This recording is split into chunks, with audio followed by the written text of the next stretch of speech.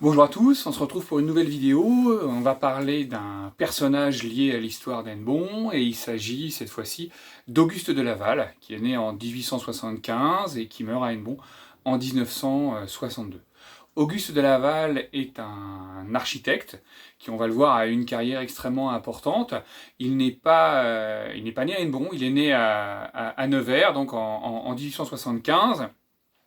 Il est lié à la ville tout simplement par son mariage, puisqu'en 1909, eh bien, il épouse Alice Lambert qui fait partie de la famille de Bruyère, dont on connaît le personnage le principal, qui est Anaïs de Bruyère, celle qui va fonder la poterie à Hennebont, toujours à cette fin du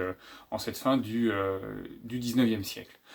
Alors, c'est un personnage qui fait des études d'architecte à Paris et qui va très vite se tourner vers l'Extrême-Orient. Depuis la fin du 19e siècle, la France s'est installée en Indochine et lui il va y faire de fréquents passages. Il y fera à peu près 4 séjours, en 1905, en 1909, en 1923 et le dernier en 1927. Et à chaque fois, ce sera l'occasion de travailler sur l'architecture, de faire des dessins et surtout de réaliser énormément d'aquarelles et de gouaches dont la ville peut s'enorgueillir de les avoir dans sa collection. Depuis en 1984, une acquisition a été faite de ces œuvres d'Auguste de Laval et on a tous ces dessins toutes ces gouaches et ces aquarelles qui concernent ses voyages en Extrême-Orient, mais également des représentations de sa région natale autour de Nevers, quelques éléments de Marseille, on en parlera de la région marseillaise, on en parlera plus tard, et puis bien sûr des représentations d'Hennebont et de la Bretagne, je pense notamment à les vues du Perello ou du Pouldu. Son premier voyage c'est en 1909, lorsqu'il obtient son diplôme DPLG, donc d'architecte diplômé par le gouvernement. Il part en famille avec Alice Lambert à Hué, où il va s'installer.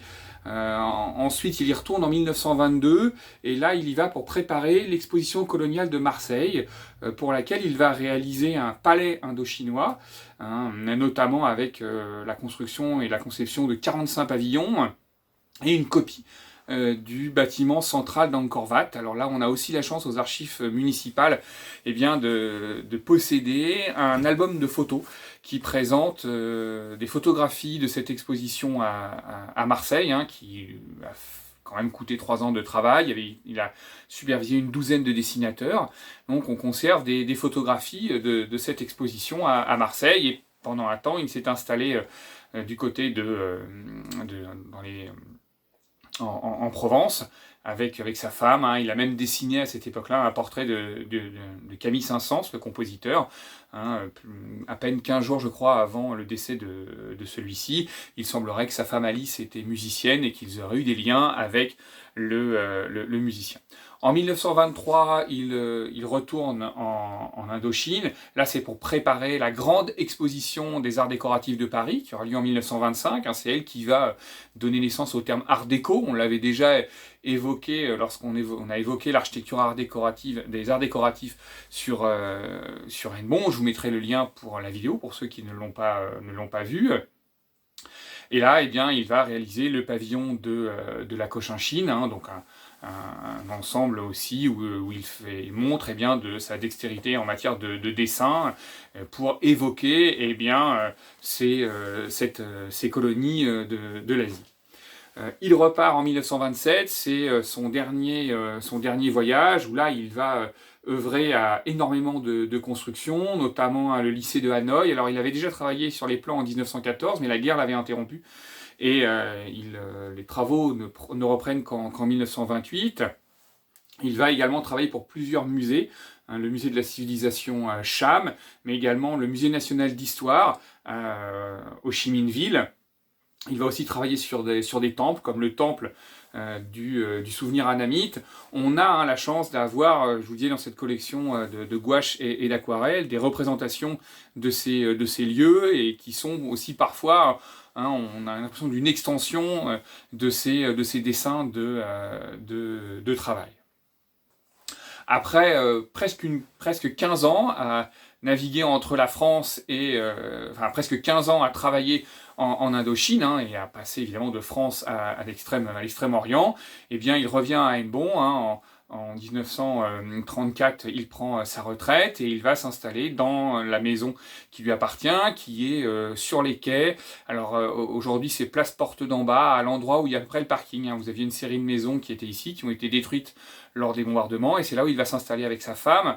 À propos de la guerre, justement, ils vont devoir héberger dans leur chambre des soldats allemands. Ils vont finalement s'exiler vers Nevers, qui est la terre natale d'Auguste de Laval, et malheureusement, la ville sera entièrement détruite par les incendies causés par les bombardements d'août 1944. Et lorsqu'ils reviennent à Hennebont dans les années 50, eh bien, ils vont s'installer du côté de la cité des Haras, pas loin d'ici, hein, rue Paul Langevin.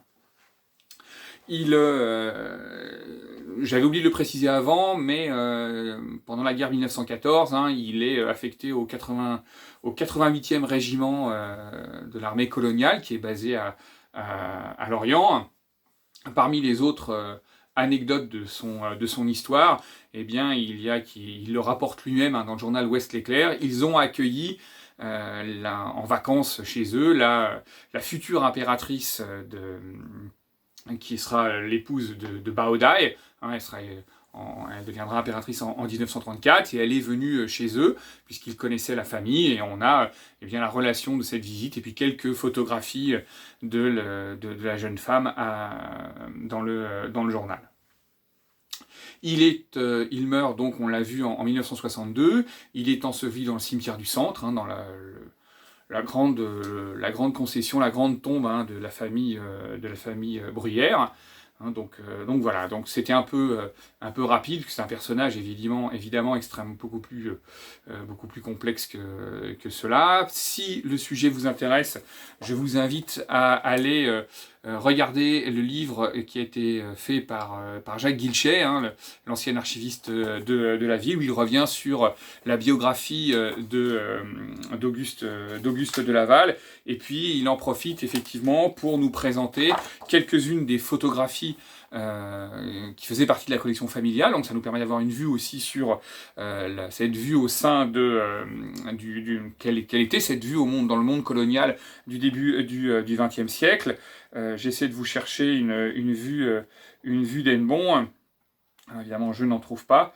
Hein, mais si vous avez, voilà, ici, hein, la vue des quais, on reconnaît le pont de pierre qui s'est construit pendant la guerre, et puis derrière, vous avez une série de maisons, ici l'hôtel de Mauduit, et puis une des maisons, ça doit être celle-ci, qui était la maison de la famille de Laval. Voilà, donc ce livre, hein, vous le trouvez sans problème en salle de lecture des archives communales, hein, qui sont ouvertes aux horaires habituels et auxquels vous avez accès. Je vous remercie beaucoup de votre attention, et puis je vous dis à très bientôt pour une nouvelle vidéo. Au revoir.